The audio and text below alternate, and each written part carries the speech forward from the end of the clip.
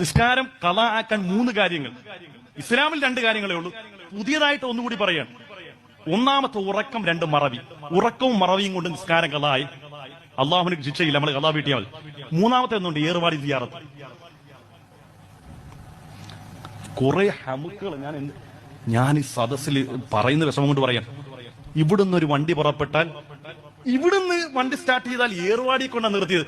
അല്ലിത്ത ഇതിനിടക്കുള്ള നിസ്കാരം കാര്യമൊന്നുമില്ലല്ലോ. സിയാറത്ത്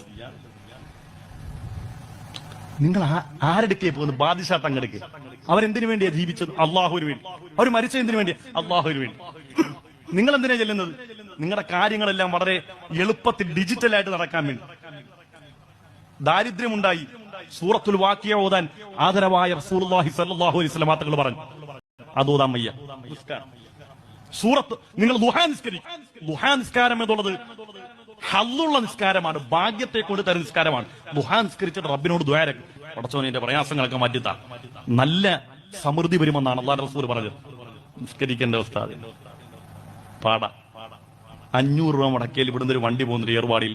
നേരെ അവിടെ ചെന്ന് എല്ലാ കാര്യങ്ങളും അങ്ങോട്ട് കൊട്ടിക്കൊടുത്താൽ എല്ലാം കൊട്ടക്കണക്കിന് ഇങ്ങോട്ട് കിട്ടും. ഓക്കെ, സിയാറത്ത് എന്നുള്ളത് പുള്ളിമുള്ള അമലാണ്. പക്ഷെ നിസ്കാരക്കാരനുള്ളതാണ്. മനസ്സിലായേ? അള്ളാഹുവിനെ ഭയപ്പെടുന്ന മനുഷ്യർക്കുള്ളതാണ് സിയാറത്ത്. പക്ഷേ ഞാൻ ഈ പറയുന്ന കാര്യങ്ങൾ നിങ്ങൾക്ക് തന്നെ ബോധ്യപ്പെടുന്ന കാര്യമാണ്. നിസ്കാരം ഖളാ ആക്കി ഏർവാടിയിലേക്കും